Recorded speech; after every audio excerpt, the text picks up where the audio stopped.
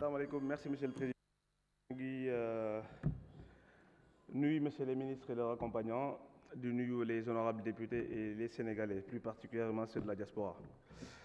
C'était pas prévu mais monsieur le président permettez-moi de rendre hommage à tous les enseignants du Sénégal parce que j'ai eu l'insigne honneur ce matin de croiser monsieur Socé Ndiaye qui était mon professeur de physique il y a un peu plus de 23 ans au lycée Limamoulaye en seconde S1 et di ci profiter pour remercier tous les enseignants du Sénégal parce que suñu taxaw fii di tey di wax je pense qu'ils ont eu beaucoup contribué même bu fekkee ne on n'a pas fait notre deuxième cycle dans ce pays. Pour en revenir, j'aimerais faire un petit plaidoyer comme mon collègue Ibrahima Lafaye pour la situation des étudiants du Sénégal, de la diaspora, pardon.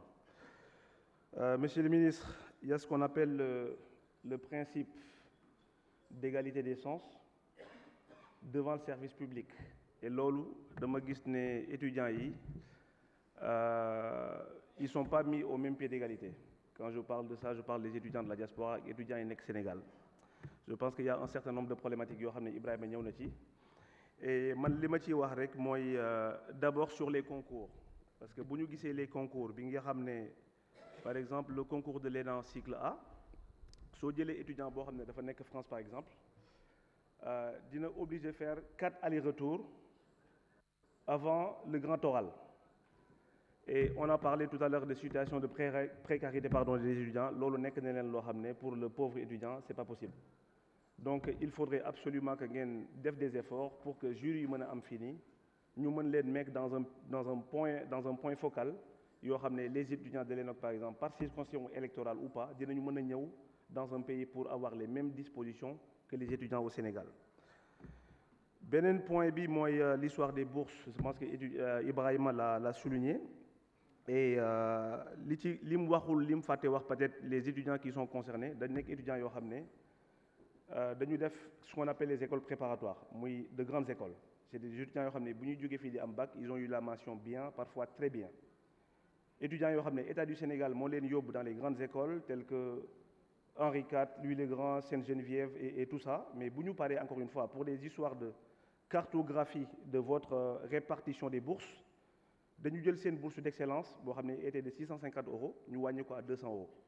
Je pense que vous avez tous fait même l'Europe et cetera xam ngeen ne 200 € pour un étudiant boo xam ne ay parents yoruñu les moyens et cetera loolu mënul nekk. On a été sollicité officiellement, je peux même permettre de citer ku ci mel ne Aïssatou Top Ndoye, Fatoumata Doumbia, Abibou Fall et Khady Ndoye et certainement il y a Khady Thiam pardon.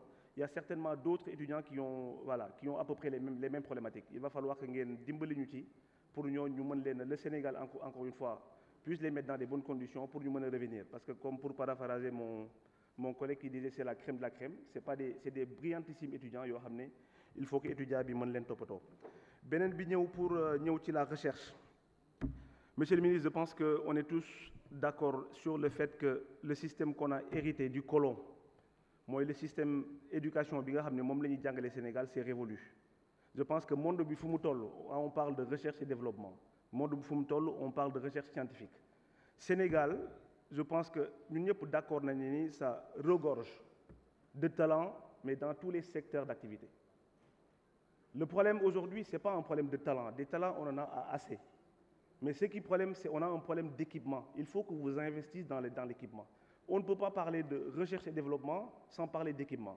Aujourd'hui, on parle de supercalculateurs, on parle d'équipement microbiologique, on parle de la biodiversité, etc. Ne serait-ce que sur le problème de la pharmacopée.